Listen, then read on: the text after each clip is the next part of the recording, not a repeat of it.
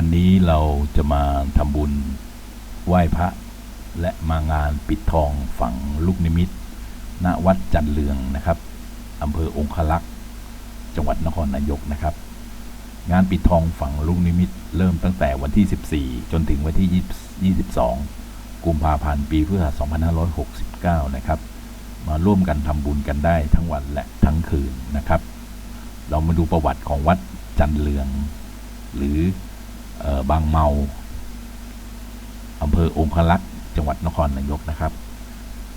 วัดนี้ตั้งอยู่บ้านบางเมา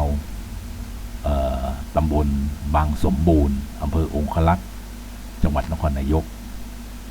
สังกัดคณะสงฆ์ฝ่ายมหานิกายนะครับมีเจ้าวาดองค์ปัจจุบันก็คือ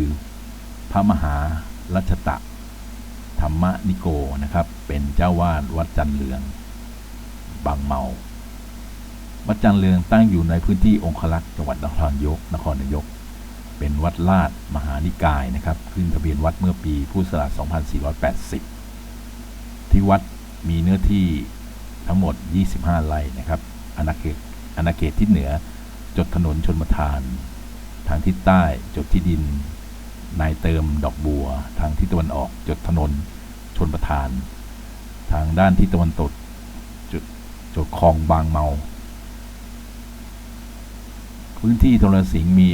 พื้นที่ธรณีสงฆ์มีเนื้อที่24ไร่นะครับที่วัดจันเรืองมีอาคารเสนาสนะประกอบไปด้วยพระอุโบสถนะครับเก่าสร้างเมื่อปีพุทธศักราช2517ศาลาการประเรียนสร้างเมื่อปีพุทธศักราช2532และมีหอสวดมนต์สร้างเมื่อปีพุทธศักราช2518และกุฏิสงฆ์มีอาคารอเนกประสงค์สร้างเมื่อปีพุทธศักราช2522และศาลาบำเพ็ญกุศลต่างๆนะครับที่วัดมีปูชนียวัตถุก็คือพระพุทธรูปปางมารวิชัยแบบสุโขทัยและพระศรีอริยะเมตไตรนะครับวัดจันเรืองมีงานปิดทองฝังลูกนิมิตนะครับเพิ่งจะเริ่มวันที่14จนถึงวันที่22กุมภาพันธ์ปีพุทธศักราช2569นะครับท่านสามารถเดินทางมาได้ที่วัดจันเรืองโดยสามารถสแกนQR code ที่ขึ้นใน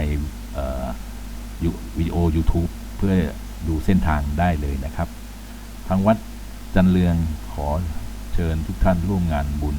ปิดทองฝังลูกนิมิตเดินทางมาด้วยความปลอดภัยและพบกันที่วัดจันเรืองนะครับสวัสดีครับ